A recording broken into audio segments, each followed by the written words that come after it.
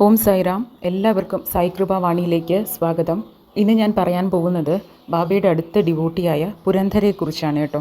പുരന്ധരെക്കുറിച്ച് പറയുന്ന സമയത്ത് അദ്ദേഹം വലിയൊരു ബാബ ഡിവോട്ടിയും ഒപ്പം പുരന്ധരയ്ക്ക് കിട്ടിയ ഭാഗ്യങ്ങളെന്ന് പറയുന്നത് മഹാസമാധിക്ക് മുമ്പ് ബാബയെ ദർശിക്കാനുള്ള ഭാഗ്യം ലഭിച്ചു. ബാബയുടെ കൂടെ ഒരുപാട് ദിവസം സമയം ചിലവഴിക്കാൻ സാധിച്ചു. അതുപോലെ തന്നെ ബാബയിൽ നിന്നും ഒരുപാട് ഉപദേശങ്ങൾ കേൾക്കാൻ സാധിച്ചു. അങ്ങനെയൊക്കെയുള്ള വലിയ വലിയ ഭാഗ്യങ്ങൾ ലഭിച്ച ഒരു ബാബ ഡിവോട്ടിയായിരുന്നു പുരന്ധരെ. അതുകൂടാതെ തന്നെ പുരന്ധരയുടെ ഒരു പ്രത്യേകത എന്ന് പറയുന്നത്, ഇനി അദ്ദേഹത്തിൻ്റെ ജീവിതത്തിൽ എന്തൊക്കെ കഷ്ടതകൾ ഉണ്ടായാലും, അദ്ദേഹത്തിൻ്റെ ജീവിതം അദ്ദേഹത്തെ എങ്ങനെ തന്നെ ബുദ്ധിമുട്ടിച്ചിരുന്നാലും അദ്ദേഹം ഒരേ ഒരു വാക്ക് മാത്രമാണ് എപ്പോഴും പറയാറുള്ളത്: ബാബയാണ് എൻ്റെ ഏറ്റവും വലിയ ധൈര്യം. അതുകൊണ്ട് തന്നെ ബാബ എന്നോടൊപ്പമുള്ള ഈ നിമിഷത്തിൽ എനിക്കും എൻ്റെ കുടുംബത്തിനും ഒന്നും തന്നെ സംഭവിക്കാൻ പോകുന്നില്ല എന്നൊരു രീതിയും മനോഭാവമായിരുന്നു അദ്ദേഹത്തിന് എപ്പോഴും കേട്ടോ. അതിനി എത്ര തന്നെ മോശം സിറ്റുവേഷൻ ആയാൽ പോലും. കാരണം ചിലപ്പോഴൊക്കെ നമ്മൾ വലിയൊരു ബാബ ഡിവോട്ടി ആയിരിക്കുന്ന അതേ സമയം നമ്മുടെ ചുറ്റും ബാബയിൽ വിശ്വാസമില്ലാത്ത കുറേ പേരുണ്ടാകാം. അപ്പോൾ നമ്മുടെ ഈ ഭക്തി കാണുന്ന സമയത്ത് പലരും നമ്മളെ കളിയാക്കാം, ബാബയെ കളിയാക്കുന്നവരുണ്ട്, നമുക്ക് ബാബയോടുള്ള ഭക്തിയെ ചോദ്യം ചെയ്യുന്നവരൊക്കെ ഉണ്ട്. അതുപോലെയാണ് പുരന്ധരെ അതിനൊരു വലിയ എക്സാമ്പിളാണ്. അദ്ദേഹത്തിന് ചുറ്റുമുള്ളവർ അദ്ദേഹത്തെ എത്ര തന്നെ ബാബയോട് അദ്ദേഹത്തിനുള്ള ഭക്തിയെക്കുറിച്ച് ഒരു സംശയം പറഞ്ഞാലും ഒരു കളിയാക്കിയാൽ പോലും അദ്ദേഹം വളരെ ഉറച്ച ഒരു ഡിവോട്ടിയായിരുന്നു ബാബയുടെ. അപ്പോൾ മോശം സമയങ്ങളിലും അദ്ദേഹത്തിൻ്റെ ഒരേ ഒരു പ്രാർത്ഥന ബാബയോട് മാത്രമായിരുന്നു. ബാബ കൂടെ ഉണ്ടെന്നുള്ളതായിരുന്നു ആ ഒരു മോശം സമയം തരണം ചെയ്യാൻ അദ്ദേഹത്തിന് സാധിച്ചിരുന്നത് എന്നും കൂടിയായിരുന്നു. അപ്പോൾ ഒരു ദിവസം അദ്ദേഹത്തിൻ്റെ വൈഫിന് ഒരു അസുഖം പിടിപെടുകയാണ്. ഒരു രോഗത്തിൻ്റെ അവസ്ഥ എന്ന് പറയുന്നത് അത്രയധികം ബുദ്ധിമുട്ടാണ്. ഒന്ന് ഉറങ്ങാൻ പോലും കഴിയാത്തൊരവസ്ഥയിലൂടെ കടന്നു പോയിക്കൊണ്ടിരിക്കുകയാണ് വൈഫ്. അപ്പോൾ അതിൻ്റെ ഒരു ബുദ്ധിമുട്ടും എപ്പോഴും ആ ഒരു രോഗത്തിൻ്റെ ഒരു വേദനയിൽ കരയുന്ന ഒരവസ്ഥ.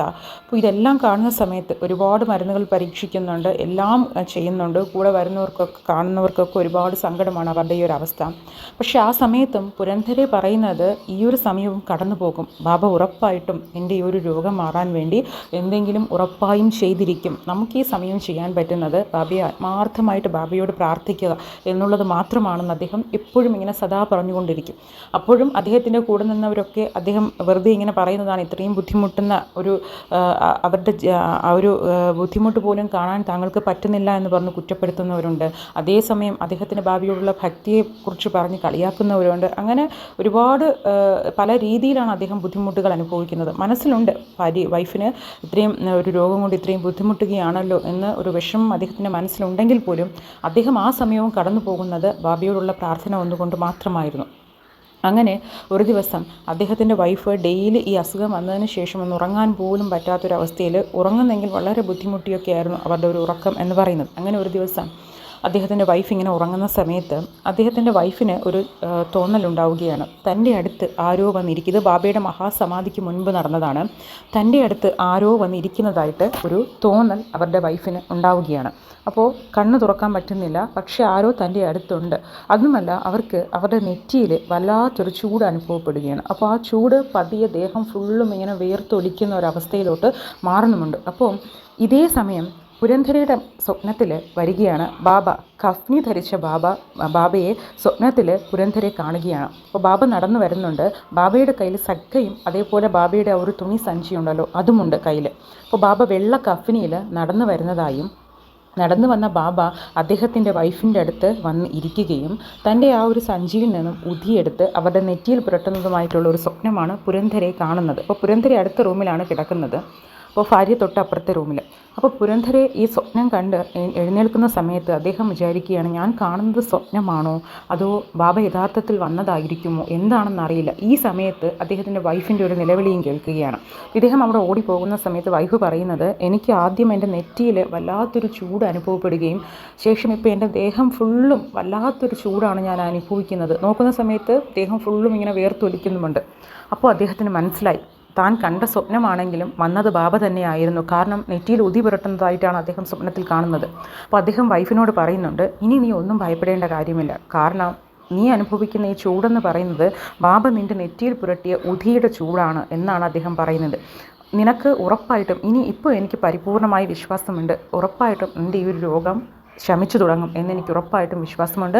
ബാബ നമ്മളെ തേടി എത്തിയിരിക്കുന്നു എന്ന് അദ്ദേഹം പറയുകയും പിന്നെ അത് കഴിഞ്ഞ് ഓരോ ദിവസവും അദ്ദേഹം കാണുന്നത് അദ്ദേഹത്തിൻ്റെ വൈഫിൻ്റെ ആ ഒരു അസുഖത്തിൻ്റെ ആ ഒരു കാഠിന്യം എന്ന് പറയില്ലേ, അത് ഓരോ ദിവസവും കുറഞ്ഞു വരുന്നതായിട്ടാണ് അദ്ദേഹം കണ്ടുകൊണ്ടിരുന്നത്. അപ്പോൾ ബാബ ഒരിക്കൽ സച്ചരിത്രയിൽ തന്നെ പറയുന്നുണ്ടല്ലേ, എനിക്ക് ഒരു സ്ഥലത്ത് പ്രവേശിക്കുവാൻ വേണ്ടി വാതിലുകളോ അല്ലെങ്കിൽ തുറന്നിട്ട കതകുകളോ ഒന്നും ആവശ്യമില്ല. ഞാൻ അന്തരീക്ഷത്തിലും വായുവിലും ഒക്കെ സദാ എല്ലായിടത്തും നിറഞ്ഞിരിക്കുന്ന ഒരാളാണെന്ന് ബാബ സച്ചരിത്രയിൽ തന്നെ പറയുന്നുണ്ട്. അതുകൊണ്ട് തന്നെ വൈഫിനൊരു സംശയമുണ്ടായിരുന്നു പുരന്ധര ഇത് പറഞ്ഞ സമയത്തും, ബാബ ഷിരടിയിലല്ലേ, ആ ബാബ എങ്ങനെയാണ് എൻ്റെ അടുത്ത് വന്നിരുന്ന് എനിക്ക് ഉതി പുരട്ടി തരുന്നത്? പക്ഷേ എൻ്റെ അടുത്ത് ആരോ ഉണ്ടായിരുന്നു, അത് എനിക്കത് മനസ്സിലാകുന്നുമുണ്ടായിരുന്നു. പക്ഷേ അത് ബാബയാണെന്ന് എനിക്ക് വിശ്വസിക്കാൻ സാധിക്കുന്നില്ല. കാരണം ബാബ ഷിരടിയിലാണ്, ഷിരടി വിട്ട് ബാബ എങ്ങും പോയതായും അറിവില്ല. അപ്പോൾ എങ്ങനെയാണ്? അപ്പോൾ പുരന്ധരെ പറയുന്നുണ്ട്, ബാബ സർവ്വവ്യാപിയാണ്, ബാബയ്ക്ക് എവിടെയും കടന്നു ചെല്ലാൻ സാധിക്കും, എന്ത് അത്ഭുതം വേണമെങ്കിലും പ്രവർത്തിക്കാൻ സാധിക്കും. ഞാൻ എപ്പോഴും പറയാറില്ലേ, എൻ്റെ കൂടെ ബാബയുള്ളതാണ് എൻ്റെ ഏറ്റവും വലിയ ധൈര്യം എന്ന് പറയാറില്ലേ എന്ന് പറയുന്നത് വീണ്ടും വൈഫിനോട് പറഞ്ഞ് മനസ്സിലാക്കിയാണ്. കാരണം നീയും എന്നെപ്പോലെ വിശ്വസിക്കുക, നമുക്ക് എത്ര തന്നെ മോശം അവസ്ഥയിലൂടെ നമ്മൾ കടന്നു പോയിരുന്നാലും ബാബ ഉറപ്പായിട്ടും ആ ഒരു മോശം അവസ്ഥ കൂടുതൽ മോശമാകുന്നതിന് മുൻപ് ബാബ അവിടെ എത്തിയിരിക്കും എന്ന് നീ മനസ്സിൽ ഉറപ്പിക്കുക എന്ന് പറയുന്നുണ്ട്. ശേഷം 1 മാസത്തിനുള്ളിൽ തന്നെ അദ്ദേഹത്തിൻ്റെ വൈഫിൻ്റെ എല്ലാ അസുഖങ്ങളും മാറി പഴയ സ്ഥിതിയിലോട്ട് ആരോഗ്യം വീണ്ടെടുത്ത് മെച്ചപ്പെട്ടു എന്നുള്ളതാണ് കേട്ടോ. അപ്പോൾ നമുക്കും നമ്മളിപ്പോൾ കടന്നു പോകുന്നത് വലിയ മോശം സമയങ്ങളിലൂടെയൊക്കെ ആയിരിക്കാം. ഇപ്പോൾ നമുക്ക് ചിലപ്പോൾ ബാബയുടെ പ്രസൻസിയെ നമ്മൾ അറിയണമെന്നില്ല. പക്ഷേ ആ സമയത്ത് ബാബ നമ്മളോടൊപ്പം ഇല്ല എന്നല്ല അതിനർത്ഥം, ഉറപ്പായിട്ട് നമ്മളോടൊപ്പം ഉണ്ട്. വേണ്ടുന്ന സമയത്ത് ബാബ എന്താണോ നമുക്ക് കരുതി വെച്ചിരിക്കുന്നത് ആ ഒരു കാര്യം നമുക്ക് തരിക തന്നെ ചെയ്യും. നമ്മളപ്പം നമ്മുടെ മനസ്സിൽ കൊണ്ടുവരേണ്ടത് ആത്മാർത്ഥ ഭക്തിയാണ്. കാരണം നമ്മുടെ മോശം സമയത്ത് ചിലപ്പോൾ എവിടെയെങ്കിലും ഒരു സിറ്റുവേഷൻ നമ്മൾ ബാബയോടുള്ള ഒരു ഭക്തിയോ നമ്മൾ അതുവരെ ചെയ്തു വന്ന ബാബയ്ക്ക് ചെയ്തു വന്ന കാര്യങ്ങളും ഒക്കെ മറന്നേക്കാം. എന്തിന്? ബാബയുടെ നാമം ചൊല്ലാനോ സച്ചരിത്ര വായിക്കാൻ പോലും മറന്നിരിക്കാം. നമ്മുടെ ആ ഒരു ദുഃഖം കാരണം നമ്മളപ്പോഴും നമ്മൾ ചെയ്ത ആ ഒരു തെറ്റ് അവിടെ കാണുന്നില്ല. നമ്മൾ പറയുന്നത് എന്താണ്? ഞാൻ ആവശ്യപ്പെട്ട സമയത്ത്, ഞാൻ ആഗ്രഹിക്കുന്ന സമയത്ത് ബാബ എനിക്ക് വേണ്ടുന്ന സഹായം ചെയ്തില്ല എന്നായിരിക്കും നമ്മുടെ മനസ്സിൽ. പക്ഷേ നമ്മൾ തിരിച്ചൊന്ന് ആലോചിച്ച് നോക്കൂ, ആ സമയത്ത് നമ്മൾ ബാബയെ ഓർമ്മിച്ചിരുന്നുവോ എന്ന് നമ്മൾ ആലോചിച്ച് നോക്കും. നമ്മൾ ആ ദുഃഖത്തിനെക്കുറിച്ച് ഇങ്ങനെ ആലോചിക്കുന്ന സമയത്ത് എപ്പോഴെങ്കിലും ഒരവസ്ഥയിൽ ഏതെങ്കിലും ഒരു ദിവസം നമ്മൾ ബാബയെ തള്ളിപ്പറഞ്ഞിരിക്കാം. അതുമല്ലെങ്കിൽ ബാബയുടെ ചെയ്യേണ്ട കാര്യങ്ങൾ മറന്ന് നമ്മൾ ആ ദുഃഖത്തിൽ മാത്രമായിരിക്കാം നമ്മുടെ ആ ഒരു ജീവിതം, ആ ഒരു സമയം കടന്നു പോകുന്നത്. അതുകൊണ്ട് നമ്മൾ ചെയ്യേണ്ട കടമകളും നമ്മൾ ചെയ്യുക. അപ്പോൾ നമുക്ക് ഉറപ്പായിട്ടും ബാബയുടെ ആ ഒരു പ്രസൻസും ഇതുപോലുള്ള മിറാക്കിൾസ് നമ്മുടെ ജീവിതത്തിലും കാണാൻ സാധിക്കും.